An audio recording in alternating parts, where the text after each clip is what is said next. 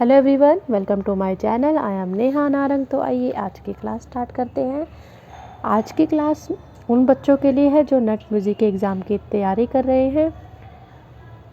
ये वीडियो बहुत हेल्पफुल रहेगी आपके एग्ज़ाम पर्पस के लिए। कैसे? इस वीडियो में हम टॉपिक वाइज ही स्टडी करेंगे और उन्हीं के ही एमसीक्यूज़ जो है सोल्व करेंगे। इससे क्या होगा, आपको टॉपिक की भी रिवीजन हो जाएगी और साथ में आपको एमसीक्यूज़ सोल्व करने की भी जो है प्रैक्टिस हो जाएगी साथ साथ। तो दोनों बेनिफिट एक साथ मिल जाएंगे आपको। तो मैं उम्मीद करती हूँ कि आप सभी इस वीडियो को पूरा देखें और जिसने मेरे चैनल को सब्सक्राइब नहीं किया हो तो वो चैनल को ज़रूर सब्सक्राइब कर लें। देखिए, सबसे पहले जो हमारे एमसीक्यूज़ है वो नाद से रिलेटेड है। तो हम सब कुछ पहले नाद के बारे में जान लेते हैं, फिर हम इसके जो एमसीक्यूज़ है उसको सोल्व करेंगे। ठीक है, बात करते हैं नाद की। नाद शब्द की जो उत्पत्ति हुई वो आपके नद धातु से हुई, जिसका अर्थ था मन को आनंद प्रदान करने वाली ध्वनि। नाद की प्रॉपर डेफिनेशन की बात करें तो जब नियमित तथा स्थिर आंदोलन वाली ध्वनि को नाद कहा जाता है। नाद आपके दो प्रकार के होते हैं। पहला होता है आपका आहत नाद और दूसरा होता है आपका अनाहत नाद। आहत नाद जो किसी आघात से उत्पन्न होता है, जब वस्तु के आपस में रगड़ने से जो है आपके नाद की उत्पत्ति होती है। ठीक है, और अनाहत नाद की बात की जाए तो ये जो नाद है बिना किसी आघात के उत्पन्न होता है और इस नाद का जो प्रयोग है वो ऋषि मुनि किया करते थे प्राचीन काल में। इसका संगीत से कोई भी संबंध नहीं है। ठीक है, जो संबंध है वो आहत नाद का है। आहत नाद का जो प्रयोग है वो संगीत में किया जाता है, वो संगीत के लिए उपयोगी है। अब बात आती है कि नाद की विशेषताएं क्या हैं। मोस्ट इम्पोर्टेंट पॉइंट्स की नाद की विशेषताएं क्या, इसको बहुत अच्छे से समझना है और बहुत ध्यान से समझना है। सबसे पहली बात है कि जो नाद की पहली विशेषता है वो है नाद का ऊंचा नीचापन। तो इसको हम तारता भी कहते हैं और इंग्लिश में बात करें तो इसको पिच कहा जाता है। तो इसको ध्यान में रखना, माइंड में रखना कि नाद का ऊंचा नीचापन इसको तारता कहते हैं और पिच भी कहते हैं। अब बात आती है कि तारता क्या है। देखो, उससे पहले मैं आपको ये बता दूं कि नाद का ऊंचापन और नीचापन क्या है। नाद के ऊंचेपन और नीचेपन, नाद का मतलब बेसिकली ध्वनि ही है। देखो, जब एक नाद दूसरे नाद से ऊंचा होगा तो वो नाद का ऊंचापन, और जब एक नाद दूसरे नाद से नीचा होगा तो वो आपका क्या है, नाद का नीचापन। इसमें क्या होता है, एक जो नाद की है दूसरे नाद से जो ध्वनि है अगर ऊंची है तो वो नाद का ऊंचापन, अगर एक नाद दूसरे नाद से नीचा यानी कि उसकी ध्वनि जो है नीची है तो वो नाद का नीचापन कहलाया। अब बात आती है कि ये तारता क्या है। तो तारता किसे कहा जाता है, नाद की है ऊंची नीची स्थिति आपकी तारता कहलाती है। नाद का ऊंचा नीचापन जो है आपका आंदोलन संख्या पर निर्भर करता है। अब देखिए, इसका एग्जाम्पल आपको बहुत अच्छे से समझ आ जाएगा कि नाद का ऊंचा नीचापन वास्तव में क्या है। ये आंदोलन संख्या पर निर्भर करता है। जैसे आपको पता है कि सात स्वर की जो आंदोलन संख्या है वो 240 है। आंदोलन संख्या यानी कि कंपन जो प्रति सेकंड में आपका हो रहा है, रे 270 कंपन प्रति रे की जो है 270 आंदोलन संख्या है। ठीक है, अब जैसा कि आपको पता है कि जो सा की ध्वनि है वो रे की ध्वनि से, सा की जो ध्वनि है वो रे की ध्वनि से नीची है यानी कि कम है। ये आपको आंदोलन संख्या से ही पता चल रहा है। अगर आंदोलन संख्या कम है तो ध्वनि नेचुरल सी बात है नीची ही होगी। अगर ईश्वर की आंदोलन संख्या से 270 है, ज़्यादा है, तो ध्वनि इसकी कैसी होगी, ऊंची होगी। ठीक है, तो किस तरीके से नाद का ऊंचा नीचापन आपके आंदोलन संख्या पर निर्भर किया आपने देखा। सा की 240 है, रे की 270 है। तो सा से ऊंचा आपका रे है तो ये नाद का ऊंचापन कहलाया, और रे से नीचा क्या है, सा, तो ये क्या कहलाया, नाद का नीचापन। अब बात करते हैं कि दूसरे शब्दों में तारता जो है आपकी वस्तु की आवृत्ति पर निर्भर करता है। अब बात आई कि आवृत्ति क्या है। तो आवृत्ति भी आपकी एक सेकंड में जब वस्तु जितनी बार कंपित होती है उसे आवृत्ति कहा जाता है। एक सेकंड में जब वस्तु जितनी बार भी कंपित होगी उसे हम आवृत्ति कहते हैं। तो आवृत्ति के अधिक होने पर, तो मतलब आंदोलन संख्या ही कह सकते हो, कंपन संख्या, तो आपकी आवृत्ति अगर अधिक होगी तो आपका ऊंचा स्वर होगा, अगर आवृत्ति कम होगी तो आपका नीचा स्वर होगा। बात सारी एक ही है, लेकिन सिर्फ शब्दों का जो प्रयोग है वो अलग अलग तरीके से किया गया।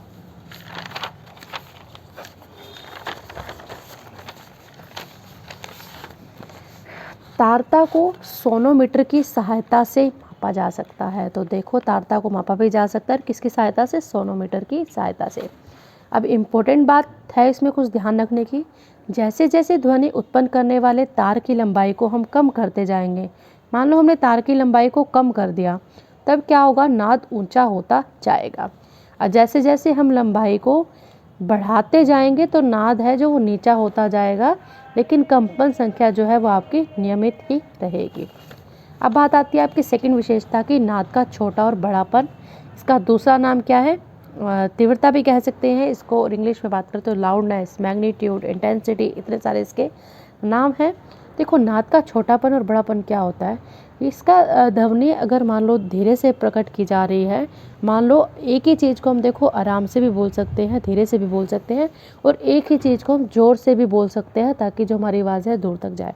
इसी तरीके से अगर मैं किसी चीज़ को बिल्कुल धीरे से बोलूँगी तो वो नाद का छोटापन होगा, अगर उसी चीज़ को मैं थोड़ा ज़ोर से बोल दूँ तो वो नाद का बड़ापन होगा।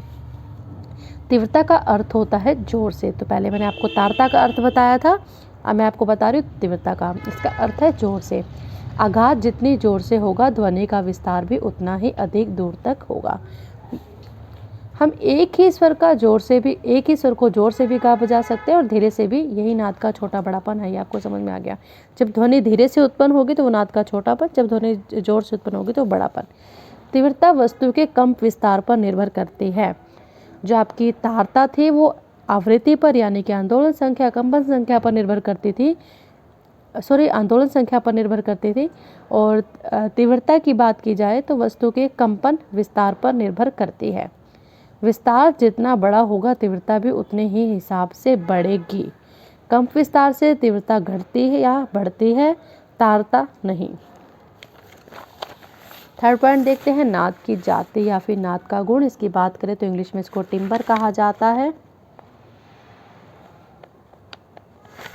नाद की जाति से मालूम होता है कि जो आवाज़ आ रही है वो किसी मनुष्य की आवाज़ है, कि देखो इतना तो हमें पता चली जाता है कि इंसान की आवाज़ है या फिर किसी इंस्ट्रूमेंट की आवाज़ है।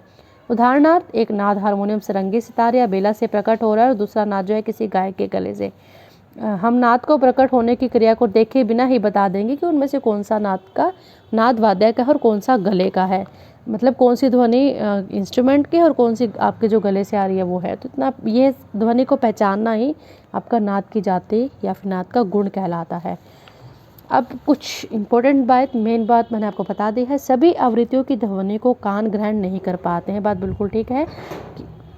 जिस ध्वनि में आवृत्तियों की संख्या 16 से कम या फिर 38,000 से ज़्यादा हो तो हम उसे सुन नहीं सकते। तो इसको ध्यान में रखना है, 16 से कम और 38,000 से ज़्यादा हो तो। संगीत में यह संख्या जो है लिमिट है 40 से 4,000 तक ही, ठीक है।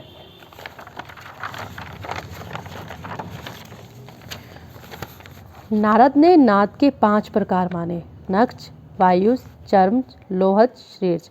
नखज वीणा, वायुज वंशी, चर्म मृदंग, लोहज धातु के वाद्यों की ध्वनि, श्रीरज यानी कि प्राण की ध्वनि, ठीक है। तो आइए अब इससे रिलेटेड हम MCQs क्वेश्चन को सोल्व करते हैं।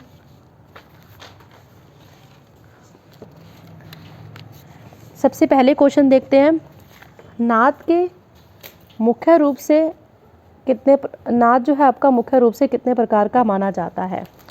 तो आपका नाद जो है आपका 2 प्रकार का माना जाता है, आहत नाद और अनाहत नाद। संगीत का आधार किस नाद को माना जाता है, अनाहत, आहत, स्वरित या इनमें से कोई नहीं।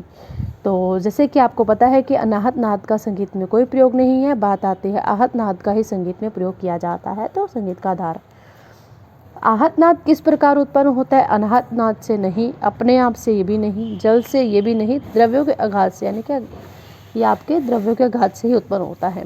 ध्वनि कितने माध्यम से एक स्थान से दूसरे स्थान तक जाती है, तो 3 माध्यम से एक स्थान से दूसरे स्थान पर जो है जाती है। अब बात आती है कि कंपन कितने प्रकार का होता है। कंपन आपके 2 प्रकार का होता है, नियमित और अनियमित। या फिर आपका 2 और प्रकारों की बात करें तो आपका एक मुक्त कंपन होता है, दूसरा आपका प्रेरित कंपन भी होता है, ठीक है। नॉर्मली कंपन जो है आपका 2 प्रकार का है, नियमित तथा अनियमित। यह किसके प्रकार हैं, तो अभी बताया मैंने आपके कंपन के ही प्रकार हैं। नाद की कितनी विशेषताएं मानी जाती हैं, अभी हमने पढ़ा था क्वेश्चन में कि नाद की कितनी विशेषताएं मानी गई थी। नाद की 3 विशेषताएं मानी गई थी, नाद का छोटा बड़ापन, नाद का ऊंचा नीचापन, नाद की जाति। नाद की विशेषताएं कौन सी हैं? तारता, तीव्रता, जाति, हाँ ये है, बिल्कुल ठीक है। इंटेंसिटी, पिच, टिम्बर, ये भी हैं क्योंकि इंग्लिश में जो नाम थे इनके यही थे। छोटा बड़ापन, गुण, ऊंचा नीचापन, ये भी है। तो उपरोक्त सभी। इंटेंसिटी को किस नाम से जाना जाता है? देखो ये मैं आपको पढ़वा चुकी हूँ, तो आप करें रिमाइंड कि किसके नाम से जाना जाता है। तो देखो इंटेंसिटी को तीव्रता के नाम से जाना जाता है और ये क्या है? नाद का आपका छोटा बड़ापन। आगे है नेक्स्ट क्वेश्चन, तीव्रता का दूसरा नाम क्या है? कम विस्तार, ऊंचा नीचापन, छोटा बड़ापन या फिर तारता। तो तीव्रता का जो दूसरा नाम है वो आपका छोटा बड़ापन है। तो छोटा बड़ापन, तीव्रता और इंटेंसिटी तीनों ही एक ही चीज़ हैं। दोबारा देख लीजिए, छोटा बड़ापन, तीव्रता और इंटेंसिटी। नेक्स्ट क्वेश्चन देखते हैं।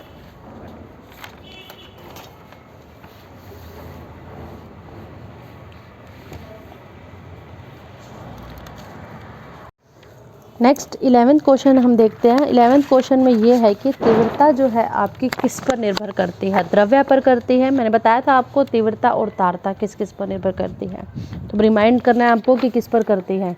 द्रव्य पर, आंदोलन संख्या पर, आवृत्ति पर या फिर कंप विस्तार पर। जो तीव्रता थी आपके कम विस्तार पर निर्भर करती है और तारता की जो बात थी वो आपके आवृत्ति पर निर्भर करती थी। कंप विस्तार अगर बड़ा होगा तो तीव्रता कैसी होगी? घट जाएगी, बढ़ जाएगी, समाप्त रहती है या फिर समान रहती है या फिर समाप्त हो जाती है। तो अगर कंपन जो विस्तार है बड़ा होने से तीव्रता जो है बढ़ जाती है आपकी। नेक्स्ट है, नाद के ऊंचे नीचेपन को क्या कहा जाता है? तारता। तारता को अंग्रेजी में किस नाम से संबोधित करते हैं? Intensity, wave, pitch, frequency. तो पिच इसका राइट आंसर है। पुरुषों की आवाज़ महिलाओं की आवाज़ से प्राय मोटी होती है। बात बिल्कुल ठीक है। नाद के इस गुण को क्या कहा जाता है? तीव्रता, तारता, नाद का छोटा बड़ापन या फिर आंदोलन। तो इसमें इसको तारता कहा जाता है। तारता को नेक्स्ट क्वेश्चन देखते हैं। तारता किस पर निर्भर करती है? तीव्रता पर, आवृत्ति पर, कंप विस्तार पर या फिर पिच पर। तो तारता है आपकी आवृत्ति पर निर्भर करती है। आवृत्ति का मतलब मैं आपको बता चुकी हूँ। 1 सेकंड में जब वस्तु जितनी बार कांपती है, वस्तु यानी कि आपकी कोई वस्तु हो सकती है, तार की बात करें तो जितनी बार वो कांपेगी तो उसे वस्तु की आवृत्ति कहा जाएगा। आवृत्ति के कम होने से तारता कैसी होगी? मान लो किसी भी चीज़ की जो है कंपन संख्या अगर कम हो जाए तो क्या होगा? तारता कैसी हो जाएगी? घट जाएगी, बढ़ती है, अनियमित हो जाती है, समान रहती है। अगर किसी चीज़ की मान लो आंदोलन संख्या, सीधी सी बात है, कंपन संख्या है जो कम हो जाएगी तो तारता भी आपकी कम ही हो जाएगी। किसी तार की लंबाई कम करने से जो तारता है वो आपकी क्या होती है? बढ़ती है। घटेगी, बढ़ेगी, एक समान रहेगी, कभी घटेगी कभी बढ़ेगी। घटेगी तो बढ़ेगी हो गया। अगर तार की लंबाई हम कम कर दे तो तारता जो है वो बढ़ जाती है। अगर तार की लंबाई को हम बढ़ा दे तो तारता आपकी जो है कम हो जाती है। साधारण रूप से मनुष्य के कान अधिकतम कितनी आवृत्तियों की ध्वनियाँ सुन पाते हैं? 61,500, 40,000, 15,000, 38,000। तो इसका राइट आंसर है 38,000। मानव कान कम से कम कितनी आवृत्तियों की ध्वनियाँ सुन सकता है? 15, 16, 40 या फिर 38। तो इसका राइट आंसर है कम से कम वो 16 आवृत्तियों की ध्वनि है जो सुन सकता है। संगीत में कम से कम कितने आवृत्तियों की ध्वनि निश्चित की गई है? तो 40 की गई है। संगीत में अधिकतम कितनी आवृत्तियों की ध्वनियाँ प्रयोग में आती हैं? 4,000, 6,000, 8,000, 5,000। तो 4,000 इसका राइट आंसर है। 1 सेकंड में जितने कंपन होते हैं उन्हें क्या कहा जाता है? अब मैं आपको बता चुकी हूँ कि देखो इसमें क्या है आपका कंपन, आंदोलन, तारता या फिर फ्रीक्वेंसी। फ्रीक्वेंसी इसका राइट आंसर है। अगर फ्रीक्वेंसी को हिंदी में बात करें तो आवृत्ति ही कहा जाता है। आपको बताया कि आवृत्ति क्या होती है? 1 सेकंड में जितनी बार कंपन किया जाए। नेक्स्ट है आपका नाद की विशेषता जाति जो है किस पर निर्भर करती है? सहायक नादों पर, तारता पर, अनाहत नाद पर, अनियमित कंपनों पर। तो सहायक नादों पर निर्भर करती है। दो वाद्यों में एक ही स्वर बज रहा है तो भी हम बिना देखे बता दें तो या दो अलग अलग वाद्य बज रहे हैं, ऐसा किसके कारण होता है? वाद्यों को बजाने के ढंग के कारण, नाद के कम विस्तार के कारण, सहायक नादों के कारण या फिर श्रुतियों के कारण। तो इसका राइट आंसर है सहायक नादों के कारण। मध्यम स्वर की जो तारता है वो पंचम स्वर की तारता से कैसी है? देखो मध्यम स्वर जो है पंचम स्वर से कैसा है, तो जो मध्यम स्वर की आवाज़ है वो पंचम स्वर की आवाज़ से कैसी है? धीमी है, कम है। ठीक है, अगर तार सप्तक का जो सा है मध्य सप्तक के सा से तारता में, तार सप्तक के सा की जो ध्वनि है वो कैसी है? ऊंची है, तो मध्य सप्तक के सा से तारता में वो कैसे होगा? मध्य सप्तक के सा से वो कैसा होगा? ज़्यादा होगा।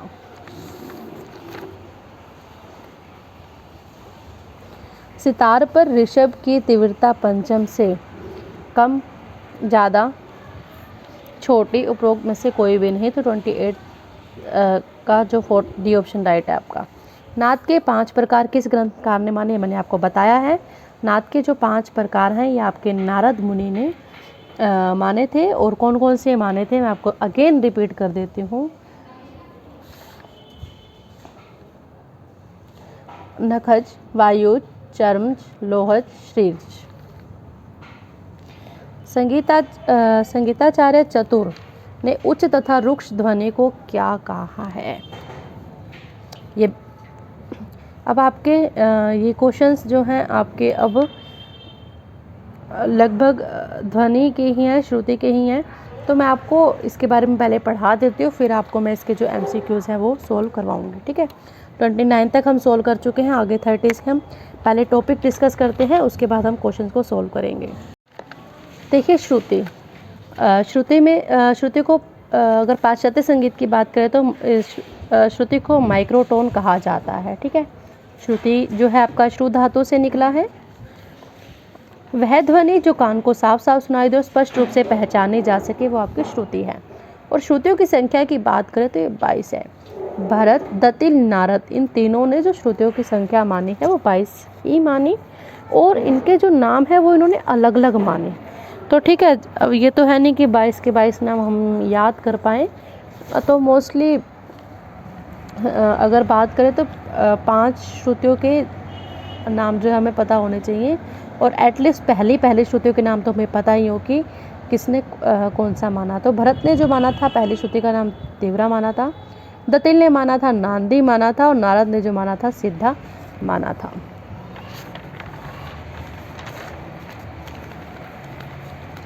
अब बात करते हैं कोल ने 66 श्रुतियाँ मानी कोहलम ग्रंथ ने। कोल ने क्या किया? ग्रंथ लिखा था कोहलम, उसमें जो श्रुतियों की संख्या मानी वो 66 मानी।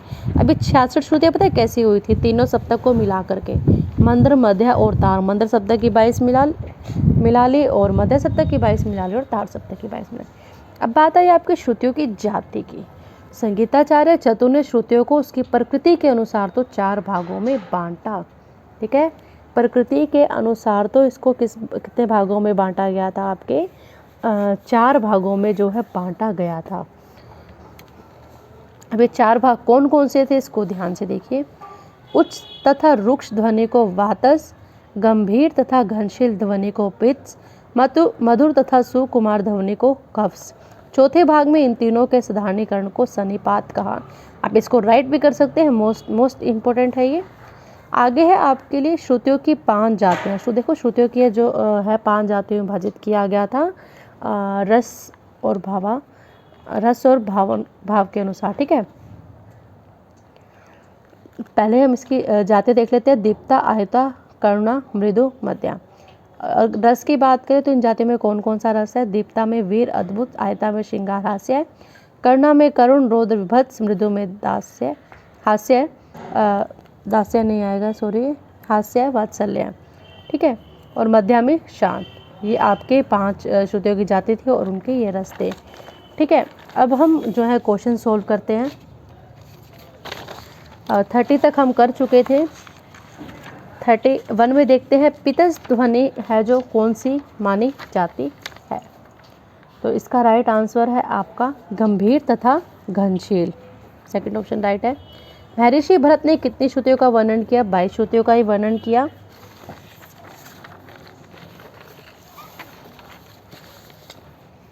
मतंग के अनुसार एक सप्तक में श्रुतियों की संख्या कितनी है? तो मतंग की बात की जाए तो इन्होंने भी जो श्रुतियों की संख्या है आपकी 22 ही मानी थी। अब बात है कि 66 श्रुतियाँ किसने मानी थी? आपको मैंने बताया था कोहल ने कोहलम ग्रंथ में। तो बी ऑप्शन राइट है। धैवत स्वर की श्रुतियाँ कितनी मानी जाती हैं?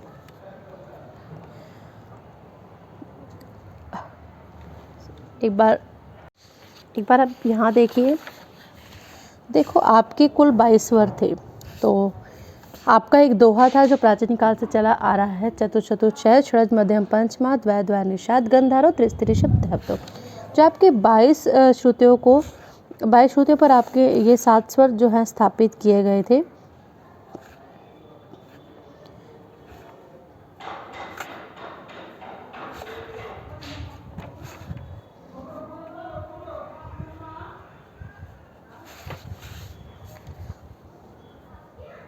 आपके 7 स्वर हैं सा रे ग म प ध नी। ठीक है।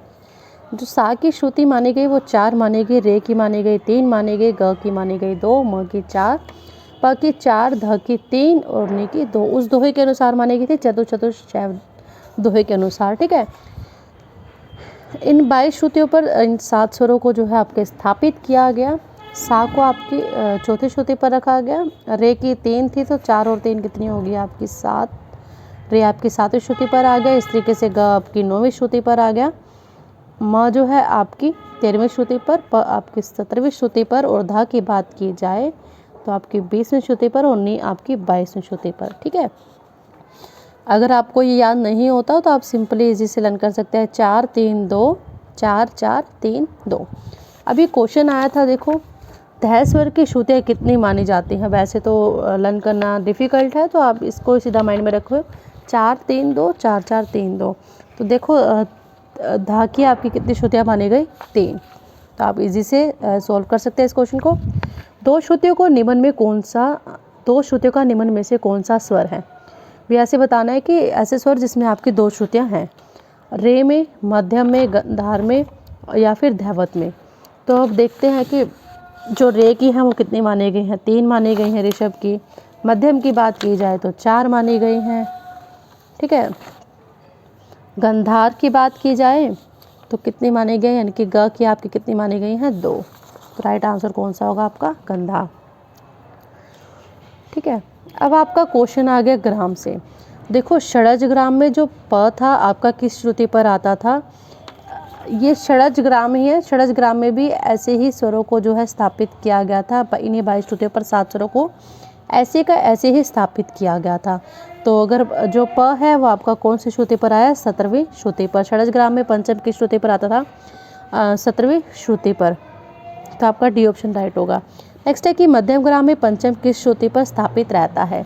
मध्यम ग्राम की बात करें तो इसमें एक ही चेंज हुआ आपका, वो था आपका प स्वर। इसमें क्या किया गया? प स्वर की जो श्रुति थी एक कम कर दी गई, इसको 3 कर दिया गया। मतलब पहले 4 थी, इसको 3 एक कम कर दिया गया तो 3। तो ये आपकी यहाँ पे भी एक कम हो जाएगी, तो ये 16वीं श्रुति पर आपका जो है प आ गया था। तो आपका 18 क्वेश्चन जो है वो राइट होगा। अब है 39 क्वेश्चन। षडज ग्राम तथा मध्यम ग्राम के दोनों पंचम स्वरों के श्रुति अंतर को महर्षि भरत ने क्या नाम दिया? इन दोनों के अंतर को जो महर्षि भरत ने कहा था, जो नाम दिया था, वो था आपका प्रमाण श्रुति। ठीक है। तो फर्स्ट ऑप्शन आपका राइट है।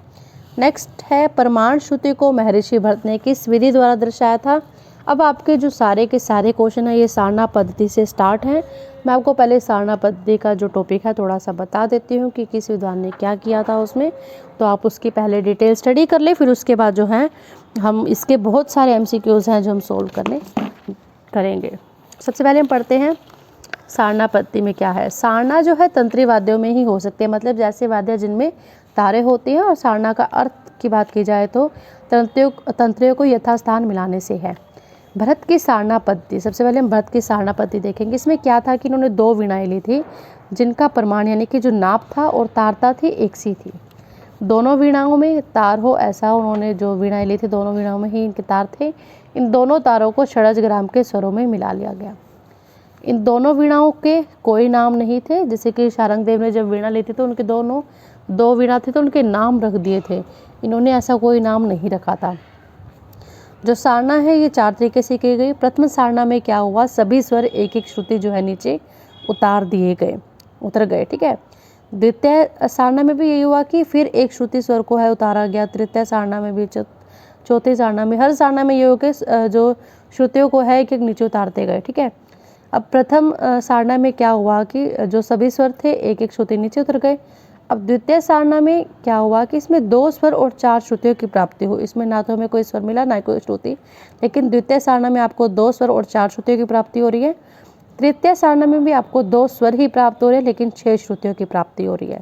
इसके बाद चौथी सारना में आपको 3 स्वर प्राप्त हो रहे हैं और 12 श्रुतियों की प्राप्ति हुई, और कुल मिलाकर के आपके 7 स्वर प्राप्त हुए और 22 श्रुतियाँ प्राप्त हुई, ठीक है। सभी सारना में श्रुति जो है एक एक नीचे उतरती जाएगी। बात आपको ध्यान रखनी है, ये भरत की सारना पद्धति है और प्रत्येक वीणा पर कुल 9 तारे थी। इन्होंने 2 वीणाएं ली थी तो हर वीणा पर आपके 9 तारे थे। नेक्स्ट 22 श्रुतियों को 7 स्वरों में बांटा गया।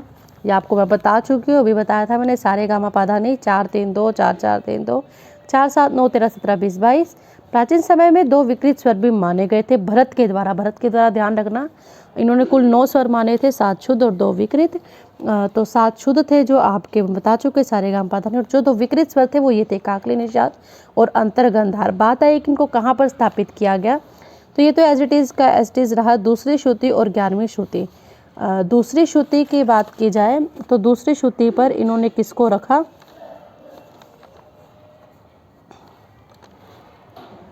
काकली निषाद को, ठीक है। और जो आपका अंतर्गंधार है 11वीं श्रुति पर रखा गया। 9 के बाद आपका 10 के बाद फिर 11वीं श्रुति पर आपकी अंतर्गंधार को जो है रखा गया ग से थोड़ी सी दूरी पर, ठीक है। ये आपका भरत का श्रुति स्वर विभाजन हो गया। आगे है प्रमाण श्रुति प्रमाण, एक ही बात है। महर्षि भरत ने श्रुति के प्रमाण की चर्चा की, अर्थात श्रुति कितनी बड़ी है। भरत ने कहा षड्ज ग्राम में जो है प 17वीं श्रुति पर है और मध्यम ग्राम में जो म है वो 16वीं श्रुति पर है। मैं आपको बता चुकी बात सारे। अंतर क्या आया, एक श्रुति का आया, और इसको ही क्या कहा गया, महर्षि भरत ने प्रमाण श्रुति, इसी को जो है प्रमाण श्रुति कहा, ठीक है। इसी प्रमाण श्रुति को सारना विधि के द्वारा दर्शाया गया, ठीक है। प्रमाण श्रुति को किस विधि द्वारा दर्शाया गया था, वो था आपकी सारना विधि। महर्षि भरत ने प्रमाण श्रुति के अतिरिक्त अन्य श्रुतियों की कोई भी चर्चा नहीं की है, ठीक है। नेक्स्ट पढ़ते हैं शारंगदेव की सारना पद्धति। इन्होंने क्या किया, सेम भरत की तरह 2 वीणाएं ले ली, इनके नाम रख दिए ध्रुव वीणा और चल वीणा। प्रत्येक वीणा में आपकी 22 तंत्रियाँ थी, उसमें 9 तंत्रियाँ थी, इसमें 22 मतलब 22 तारे थे जो एक दूसरे से क्रमिक रूप से छोटी थी। इसमें भी आपकी 4 तरह की सारना की गई, प्रथम सारना, द्वितीय सारना, तीसरी सारना, चौथी सारना। इसमें भी आपका क्या हुआ, जो श्रुतियों को था एक एक क्रम नीचे उतारते गए। पहले में किसी भी श्रुति की प्राप्ति नहीं हुई, दूसरे में 2 स्वर 4 श्रुतियों की, फिर 2 स्वर 6 श्रुतियों की, फिर 3 स्वर 12 श्रुतियों की। इस तरीके से करके आपके कुल 7 स्वर और 22 श्रुतियों की प्राप्ति जो है आपके हो गई। अब इम्पोर्टेंट बात इसमें ध्यान रखने क्या है कि सारना क्रिया से एक अन्य बात भी सामने आती है कि सारना क्रिया के अंतर्गत श्रुति सदा एक जैसी नहीं उतरती। प्रथम सारना में छोटी यानी कि प्रमाण, दूसरी सारना में बड़ी यानी कि महती, तीसरी सारना में मध्यम उपमहती और चौथी में छोटे प्रमाण होती है। इस उतार को आधुनिक यंत्रों द्वारा सिद्ध किया जा चुका है।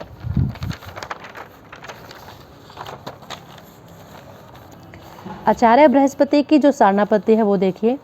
आधुनिक काल में आचार्य कैलाश चंद्र देव बृहस्पति ने श्रुतियों के अंतर को जो है असमान माना और इसे अपने द्वारा आविष्कृत श्रुति दर्पण नामक वाद्य पर जो है सिद्ध किया। श्रुति दर्पण जो है, जो एक वाद्य है, ये इन्हीं के द्वारा ही बनाया गया एक वाद्य है, आचार्य बृहस्पति के द्वारा, और इसी पर ही इन्होंने अपनी सारना विधि को जो है किया था। श्रुति दर्पण तंबूरे के आकार वाली एक स्पार्दंड युक्त वीणा है। इस पर स्पाट पर्दे लगे हैं, इसमें 5 तारे होती हैं। भरत में 9 थी, शारंगदेव की बात की जाए तो 22 तारे थी, और इसकी बात की जाए आचार्य बृहस्पति तो 5। प्रथम सारना में क्या हुआ, कोई भी श्रुति की प्राप्ति नहीं हो। दूसरे सारना में हुआ 2 श्रुतियाँ, यानी इसमें तीसरी तार को उतारा गया था। तृतीय सारना में 3 श्रुतियों की प्राप्ति हुई और चौथी तार को उतारा गया था। चौथी में 4 श्रुतियों की प्राप्ति और 5वीं तार को उतारा गया था। इन्होंने प्रमाण श्रुति को ग अंतर के समान माना। ठीक है, इन्होंने प्रमाण श्रुति को किसके समान माना, ग अंतर के समान माना। इन्होंने ख तथा क अंतर भी माने हैं। क अंतर को सबसे बड़ा माना, ख को उससे छोटा माना, और ग की बात की जाए तो सबसे छोटा ही माना। सा मापा की 4 श्रुतियाँ हैं, उनके जो नाम हैं ग क ख ग, ये इन्होंने दिए थे। रेदा की बात की जाए तो 3 श्रुतियाँ थी हैं रेदा की, उनके नाम क्या रखे इन्होंने, क ख ग। और ग और नी की 2 श्रुतियाँ हैं और उनके नाम क्या रखे, ख और ग। अब बात आती है ओमकारनाथ ठाकुर की। इन्होंने क्या किया, इन्होंने 22 श्रुतियों में से 3 प्रकार के अंतर माने। ठीक है, कोमा, लघु, लीमा।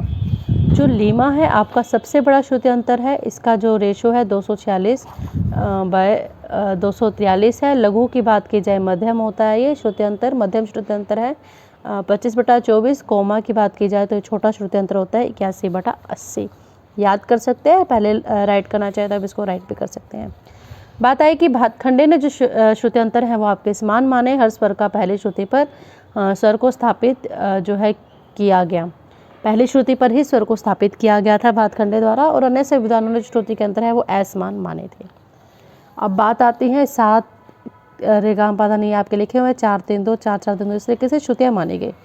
अब है कि जो सा की 4 श्रुतियाँ तो मान ली थी इन्होंने, किसकी बात कर रहे थे, ओमकारनाथ ठाकुर की। इन्होंने इनको जो नाम दिए वो ये थे कोमा, लघु, लीमा, कोमा। रे की 3 श्रुतियाँ थी, नाम दिए लघु, लीमा, कोमा। क की 2 थी, लीमा, कोमा। म की कोमा, लघु, लीमा, कोमा। प की सेम यही थी जो म की थी। ध की बात की जाए तो लघु, लीमा, कोमा, और नी की बात की जाए तो लीमा, कोमा। ये नाम इन्होंने माने थे।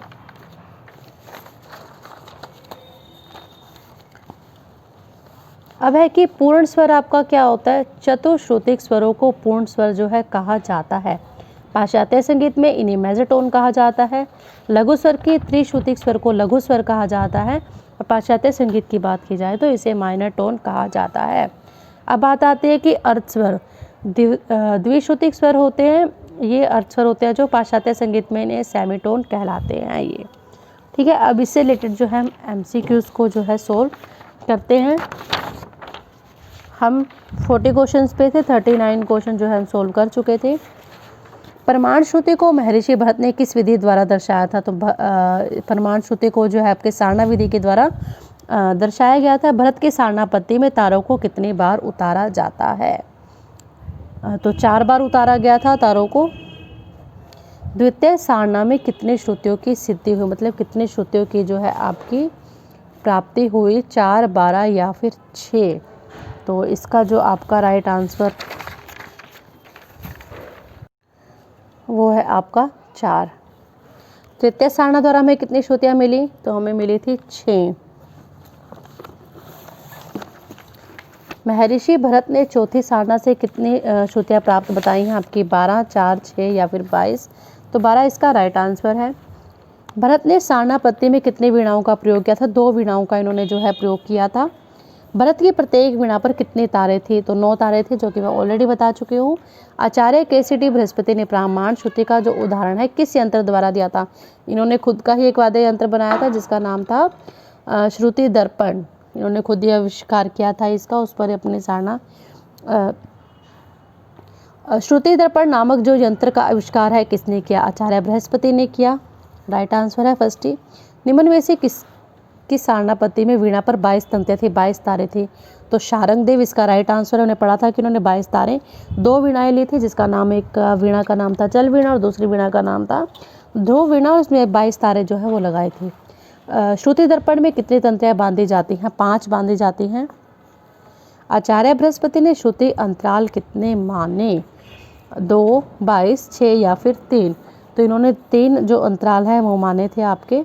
आचार्य बृहस्पति द्वारा बताए गए श्रुति अंतरालों के नाम क्या है, सी डी ई, लघु कोमा लीमा, क ख ग, द्विश्रुतिक, त्रिश्रुतिक, चतुश्रुतिक। तो थर्ड ऑप्शन राइट है क ख ग। निम्न में से कौन सा सबसे बड़ा श्रुति अंतराल है? ख क ख, ग क, ख या फिर घ। तो इसका राइट आंसर है आपका क सबसे बड़ा है। 54 क्वेश्चन, पंडित ओंकार नाथ ने सबसे छोटा श्रुति जो अंतराल है वो कौन सा माना? देखो 54 क्वेश्चन और 55 क्वेश्चन, इसमें क्या हुआ कि क्वेश्चंस तो राइट हैं लेकिन जो इसके ऑप्शंस हैं वो इंटरचेंज है। मतलब क्वेश्चन अगेन रीड कीजिए। सबसे पहले पंडित ओंकार नाथ ने सबसे छोटा श्रुति अंतराल जो है वो कौन सा माना है? तो ऑप्शन इसके रीड करेंगे हम, कोमा को, ख को, लघु को या फिर जी को। तो कोमा को सबसे छोटा माना है। अब इसका क्वेश्चन रीड करते हैं। पंडित ओंकार नाथ द्वारा बताए गए श्रुति अंतराल कितने हैं? तो इन्होंने कितने श्रुति अंतराल बताए थे? 2, 1, 4, 2, 1, 4 या 3। तो 3 इन्होंने बताए थे। कौन कौन से बताए थे? कोमा, लघु, लीमा। अगर कोमा की बात की जाए तो ये सबसे छोटा था, लघु की बात की जाए तो मध्य, और लीमा उससे जो था बड़ा था। निम्न में से कौन सा श्रुति अंतराल सबसे बड़ा है? कोमा, लघु, लीमा या फिर ख। तो इसका राइट आंसर है लीमा। कोमा नामक श्रुति अंतराल का गणितीय मूल्य कितना है? कोमा जो है सबसे छोटा है तो 81/80। आचार्य बृहस्पति द्वारा धैवत स्वर के निम्न में से कौन सी श्रुतियाँ हैं? देखो सबसे पहले तो हमें पता चाहिए कि धैवत की होती है कितनी श्रुतियाँ हैं। मैंने आपको बताया था, याद रखना, 4, 3, 2, 4, 4, 3, 2। तो 3 हैं जो आपकी धा की श्रुतियाँ हैं, बतानी है कि कौन कौन सी हैं। तो क ख ग इसका जो है राइट आंसर है। आचार्य बृहस्पति द्वारा दी गई षड्ज स्वर की 4 श्रुतियों के क्रम क्या है? तो ग क ख ग यही है। बी ऑप्शन इसका राइट है। सॉरी ग क ख ग, ए ऑप्शन राइट है इसका। ओमकार नाथ ठाकुर ने पंचम स्वर की श्रुतियों का क्रम क्या रखा?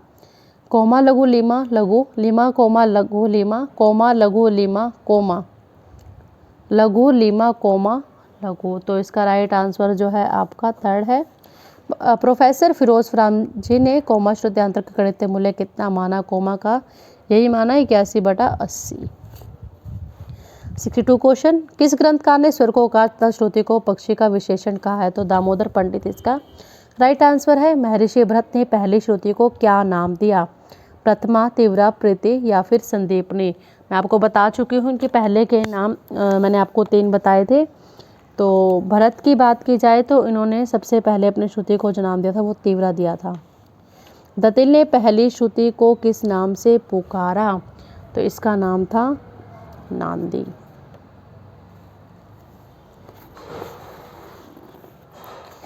भाव तथा रसोत्पादन के क्षेत्र में श्रुतियों को कितने वर्गों में बांटा गया? अगर भाव और रस की बात की जाए तो श्रुतियों की जो है आपकी 5 जातियां बनाई गई थी, ठीक है। और प्रकृति के अनुसार जो आपका श्रुतियों का जो विभाजन किया गया था वो 4 प्रकार में किया गया था। श्रुतियों की निम्न में से कौन सी 5 जाति हैं? तो दीप्ता, आयुता, कर्ण, मृदु, मध्य। 4th ऑप्शन इसका राइट है। ईरानी संगीत में श्रुतियों को क्या कहा जाता है? मुकाम, श्रुति, हंगाम या फिर मुस्की। तो हंगाम कहा जाता है। ईरानी संगीत में कितने हंगाम माने गए हैं? तो 24 हंगाम जो है माने गए हैं। श्रुतियों के नाम तथा उनकी जातियों का सर्वप्रथम किस ग्रंथकार ने वर्णन जो है किस ग्रंथकार ने किया? भरत, नान्य भोपाल, मतंग या फिर शारंगदेव। तो नान्य भोपाल इसका राइट आंसर है। निम्न में से किस विद्वान ने सभी 22 श्रुतियों को एक समान माना है? तो वो आपके ऐसे भातखंडे जी हैं जिन्होंने 22 श्रुतियों को एक समान जो है आपको माना है। बाकी सभी विद्वानों ने जो श्रुतियाँ हैं असमान मानी है। पंडित भातखंडे ने या भातखंडे आएगा ने हर स्वर को उसकी कौन सी श्रुति पर स्थापित किया? तो भातखंडे ने हर स्वर को पहली श्रुति पर स्थापित किया था। निम्न में से किस वाद्य यंत्र पर सारना हो सकती है? सारना हमेशा तार वाले वाद्य पर ही की जा सकती है। तो बांसुरी आपका तार वाला वाद्य नहीं है, सितार है आपका राइट आंसर। मंद्र सप्तक में कितनी श्रुतियाँ होती है? तो हर सप्तक में ही आपकी 22 श्रुतियाँ होती हैं। त्रिश्रुतिक स्वरों को किस नाम से जाना जाता है? ये मैंने आपको पढ़वाया है, रिमाइंड कीजिए किसे कहा जाता है।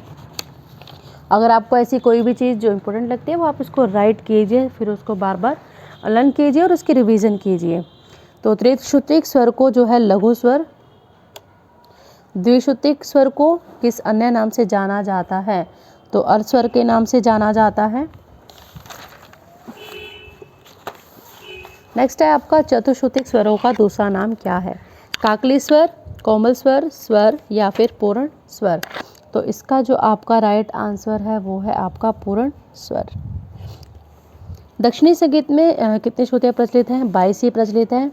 महर्षि भरत ने श्रुति संवाद के अंतर्गत कितने प्रकार के श्रुत्यंतर माने हैं? तो इन्होंने 4 प्रकार के श्रुत्यंतर माने हैं। पाश्चात्य संगीत में श्रुति को क्या कहा जाता है? सबसे पहले ही मैंने आपको बता दिया था, माइक्रोटोन। 7 स्वरों के समूह को क्या कहा जाता है? वेरी इजी क्वेश्चन, सप्तक कहा जाता है। अनुदात स्वर कितनी श्रुतियों से युक्त थे? सबसे पहले मैं आपको बता दूं, उदात, अनुदात और स्वरित, ये 3 स्वर आपके थे। ये तीनों ही क्वेश्चन आपके एक साथ हैं।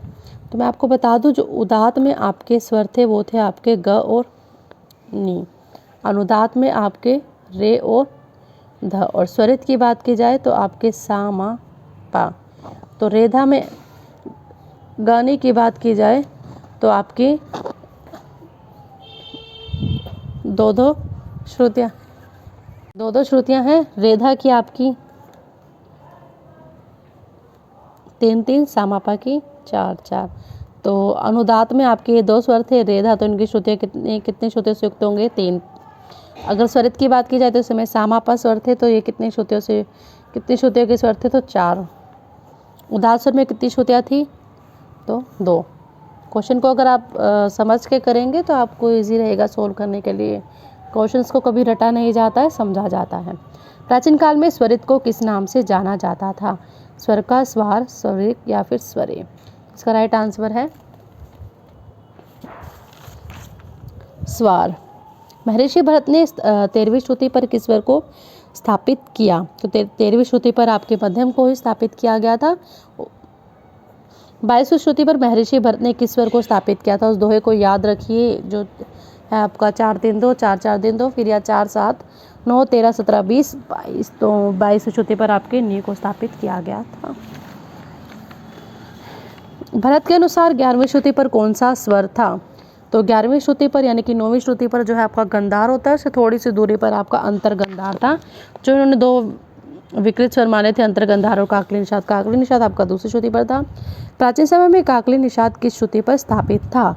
काकली निषाद जो है आपका दूसरी श्रुति पर, आपको पहले ही बता चुकी हूँ मैं। गंधार जब अपने स्थान से 2 श्रुति चढ़ जाता है तो वह क्या कहलाता है? गंधार आपका जब 9वीं श्रुति पर होगा और 2 चढ़ा दें 11 हो, तो ये आपका क्या बन जाता है? अंतर गंधार। 90 क्वेश्चन देखिए, गंधार जो अपने स्थान से 1 श्रुति चढ़ जाता है तो वो क्या कहलाता है? मान लो 1 ही श्रुति चढ़ा तो वो 10वीं श्रुति पर आएगा, तो यानी कि साधारण गंधार बन जाएगा आपका। यदि कोई स्वर अपनी शुद्ध अवस्था की अपेक्षा चढ़ गया हो, जैसे ग था आपका 9वीं श्रुति पर शुद्ध अवस्था में था, अगर वो अगले स्वर तक न पहुँचे, और ऐसी अवस्था को क्या कहा जाता है? तो साधारण कहा जाता है। अभी मैंने आपको बताया था साधारण का एक एग्जाम्पल देखिए, ठीक है। तो आपके 91 क्वेश्चन है जो मैं आपको सोल्व करवा चुकी हूँ। होप सो आपको समझ में आगे होंगे। अगर आपकी कोई क्वेरी है या फिर कोई सजेशन है तो आप कमेंट बॉक्स में ज़रूर लिखिएगा। अगर मेरे चैनल को सब्सक्राइब नहीं किया है तो चैनल को ज़रूर सब्सक्राइब करें। Thank you.